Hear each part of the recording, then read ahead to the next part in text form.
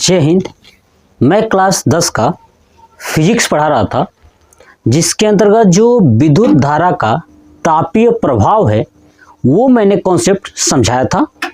उसी कॉन्सेप्ट को आगे की तरफ लेके चल रहा हूँ, जिसका एक नया टॉपिक है कि जब विद्युत धारा प्रवाहित की जाती है तो किसी चालक में ऊष्मा अगर उत्पन्न हो रहा है तो उस ऊष्मा का मान कितना होता है। ठीक है, यानी टॉपिक यही है कि विद्युत धारा से उत्पन्न ऊष्मा, और इसका चेक करेंगे कि आखिर में मान कैसे ज्ञात करोगे कि कोई चालक तार है, जब उसमें विद्युत धारा प्रवाहित होती है तो कितना ऊष्मा उत्पन्न हो रहा है, यानी हीट कितना उत्पन्न हो रहा है। ठीक है, ये हम लोग समझेंगे। ठीक है, तो चलिए इसको स्टार्ट करते हैं और बेसिक से A to Z मैं आपको कॉन्सेप्ट समझाता हूँ। देखिएगा, कह रहा है कि अगर कोई चालक है, क्या है, अगर कोई चालक है और उसके सिरों के बीच का विभवांतर भी वोल्ट हो। ठीक है, अगर कोई चालक है और उस चालक के सिरों के बीच का विभवांतर भी वोल्ट हो और उसका प्रतिरोध R ओम हो, तो T समय में, है ना, T समय में प्रवाहित होने वाली जो विद्युत धारा I एम्पियर अगर प्रवाहित किया जाता है ना, T समय में अगर विद्युत धारा I एम्पियर प्रवाहित किया जाता है तो उस चालक तार में जो उत्पन्न होने वाली ऊष्मा है उसका मान H बराबर होता है कि VIT बटे 4.2 कैलोरी। अब आप सोच रहे होंगे ये क्या है, तो देखिए मैं आपको समझाऊं कि मैं इसके पहले आपको पढ़ाया था विद्युत ऊर्जा। क्या पढ़ाया था? विद्युत ऊर्जा, यानी W बराबर। तो W बराबर मैंने आपको बहुत सारे फार्मूले, लगभग 4 फार्मूले आपको बताया था मैंने। कौन सा? तो W बराबर V इंटू Q। दूसरा बताया था कि W बराबर VIT। तीसरा मैंने बताया था कि W बराबर I स्क्वायर RT। चौथा बताया था कि W बराबर V स्क्वायर बटे R इंटू T। समझ में आ गया? ध्यान रखिएगा, V स्क्वायर के इंटू T है, ठीक है, और नीचे केवल R ही है। कॉन्सेप्ट समझ में आ गया? तो ये मैंने फार्मूला बताया था, लेकिन वो था जूल में। क्यों? क्योंकि विद्युत ऊर्जा होती है ना, उसका मात्रक जूल होता है, इसलिए जो भी हम उसका मान निकाल रहे थे विद्युत ऊर्जा का, वो जूल में आ रहा था। ठीक है, लेकिन हम लोग जब ऊष्मा निकालेंगे तो ऊष्मा हमेशा कैलोरी में होता है। तो सेम वही फार्मूला है, उस फार्मूले को क्या करना है कि हमें कन्वर्ट कर देना है किस रूप में? कैलोरी के रूप में। कैसे करोगे अब देखिएगा। 1 कैलोरी बराबर होता है 4.2 जूल होता है। तो 1 जूल बराबर क्या हो जाएगा? इस 4.2 इधर आके डिवाइड में हो जाएगा तो 1/4.2 कैलोरी हो जाएगा। ठीक है, तो जहां पे फार्मूले में जूल था, उस जूल के जगह पे क्या रख देंगे? 1/4.2, तो बन जाएगा कैलोरी में मान। बात क्लियर हो गया? यानी 1 कैलोरी बराबर 4.2 जूल होता है। दिमाग में याद कर लीजिएगा, बहुत बार बहुविकल्पीय प्रश्न में पूछा गया है कि 1 कैलोरी बराबर कितना जूल होता है, तो 4.2 जूल होता है। दिमाग में बैठ गया?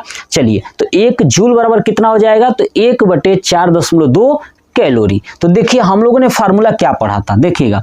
W बराबर हमने पढ़ा था VIT, और ये किस में था? जूल में था। आई बात समझ में? तो इस जूल के जगह पे क्या रखूंगा? 1/4.2। तो यहाँ पर रख दिया, ध्यान से देखिएगा, गुणे 1/4.2, और ये हो गया कैलोरी। बात समझ में आ गया? किस में रख दिया? कैलोरी में। अब आप देखोगे कि VIT को अगर 1 में गुणा करूंगा तो VIT हो जाएगा बटे में 4.2। ठीक है, और किस में आ गया? कैलोरी में। आइए कैलोरी, ये W क्या हो जाएगा? हट जाएगा, और इसके जगह पे आ जाएगा ऊष्मा, यानी H बराबर VIT बटे में 4.2। तो इसी तरह W के जितने भी फार्मूले थे ना, सब में जो है कि यही नियम लग जाएगा, और 4.2 से क्या किया जाएगा? भाग कर दिया जाएगा, तो आपका आ जाएगा ऊष्मा का मान। आई बात समझ में? तो देखिएगा ध्यान से, अब समझिएगा कि जो ऊष्मा का मान है कैसे निकालोगे।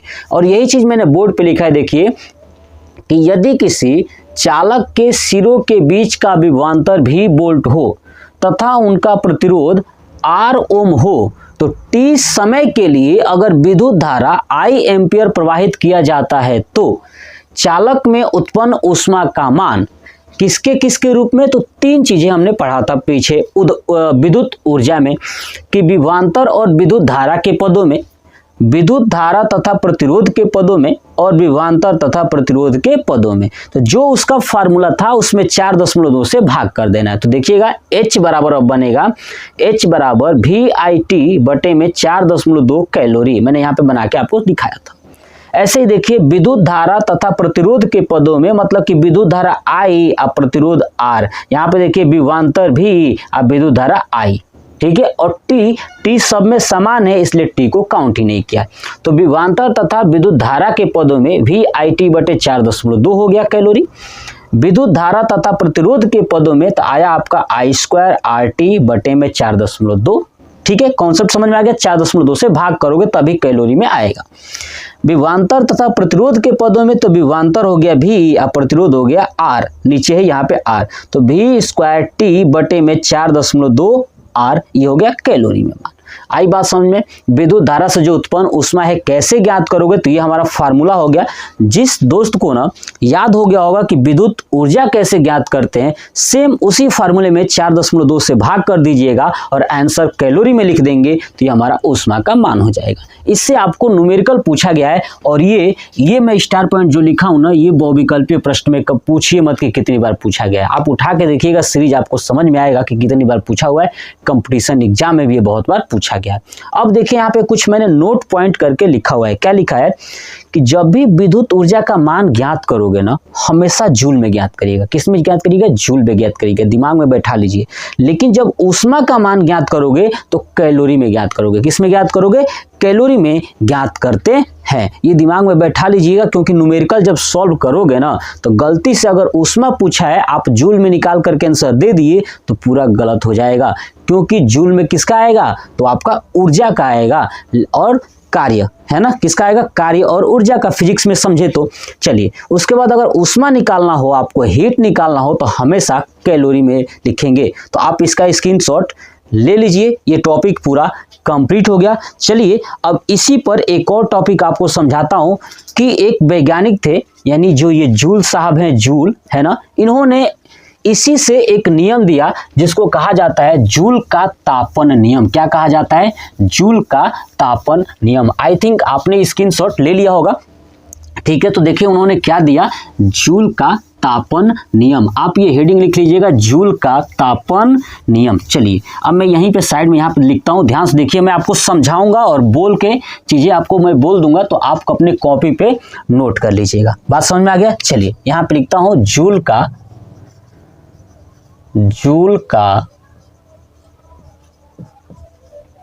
तापन नियम।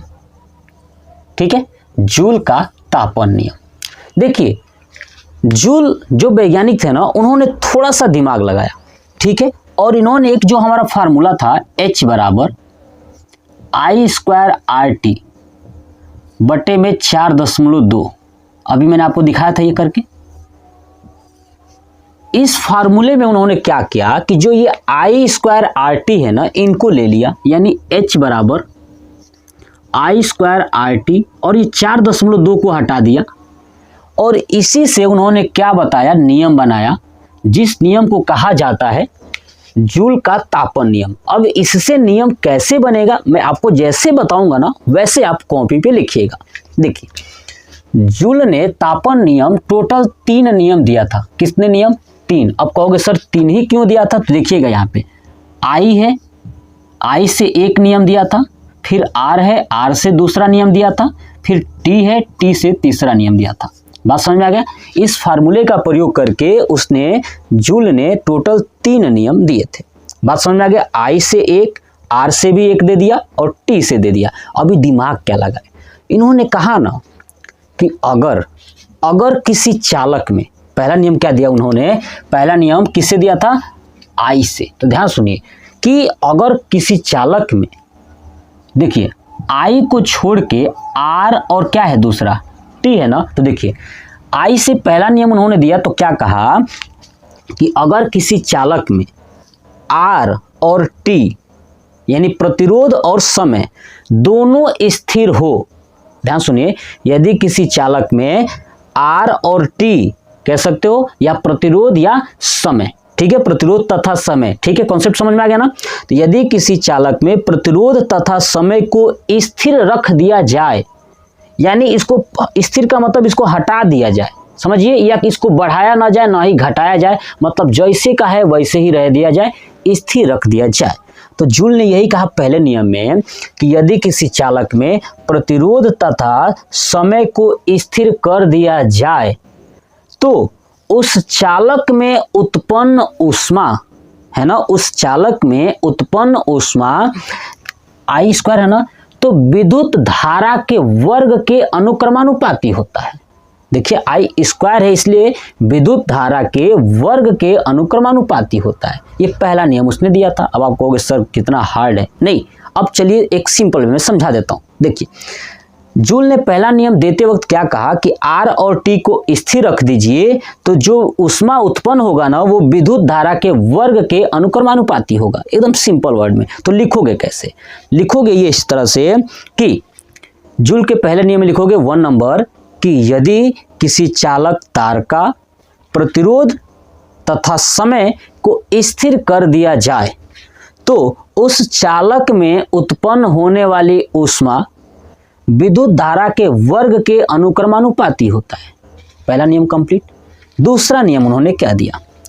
दूसरा उन्होंने कहा कि अगर पहली बार तो किसको रखा गया था स्थिर, R और T को, इस बार दूसरे वाले को छोड़ दिया जाएगा और I को और T को स्थिर रखा जाए। तो कह रहा था, जूल ने कहा कि अगर विद्युत धारा और समय को स्थिर कर दिया जाए तो उस चालक में उत्पन्न होने वाली जो ऊष्मा है ना वो प्रतिरोध के अनुक्रमानुपाती होगा। किसके? प्रतिरोध के अनुक्रमानुपाती होगा। बात समझ में आ गया? दूसरे नियम में यही कहा कि यदि विद्युत धारा और समय को स्थिर कर दिया जाए तो उत्पन्न होने वाली जो ऊष्मा का मान है ना वो किसके अनुक्रमानुपाती होगा? प्रतिरोध के अनुक्रमानुपाती होगा। बात क्लियर हो गया? दूसरा नियम भी खत्म।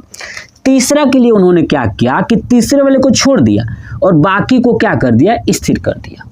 समझ में आ गया? तो उन्होंने क्या कहा कि यदि विद्युत धारा और प्रतिरोध को स्थिर कर दिया जाए तो उत्पन्न होने वाली ऊष्मा का मान T यानी समय के अनुक्रमानुपाती होता है। बात समझ में आ गया?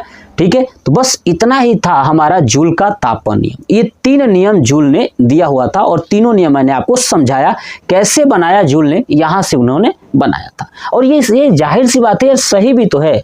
मैं ये कहता हूं कि अगर उस टाइम हम लोग भी होते ना तो काश वैज्ञानिक होते, आप लोग होते, अगर आपने अच्छे से सीखा होता आप भी वैज्ञानिक होते, क्योंकि उन्होंने कुछ किया ही नहीं यार। इसमें जो भी उन्होंने किया है वो हमें दिख रहा है कि हाँ यार इस फार्मूले से हमने कर सकते हैं ये चीजें। तो ये बात जूल ने भी बताया, ठीक है, जूल ने भी वही कॉन्सेप्ट समझाया और वही कॉन्सेप्ट आज मैं आप लोगों को समझा रहा हूं। ठीक है, तो आप आई थिंक इसको समझ में आ चुका होगा। आप लोग इसको कॉपी पे नोट कर लीजिएगा।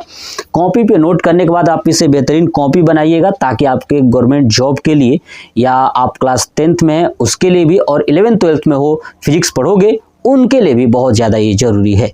ठीक है, तो आई थिंक आपको ये समझ में आ चुका होगा ऊष्मा का मान।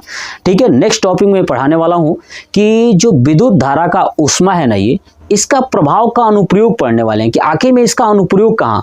ठीक है, जैसे विद्युत बल्ब में कैसे विद्युत बल्ब का कैसे काम करता है, विद्युत इस्त्री कैसे काम करती है, विद्युत फ्यूज कैसे काम करता है और विद्युत हीटर कैसे काम करता है, ये टॉपिक्स मैं आपको समझाऊंगा। तो आपको समझ में आ चुका होगा कि पूरा कॉन्सेप्ट क्या है।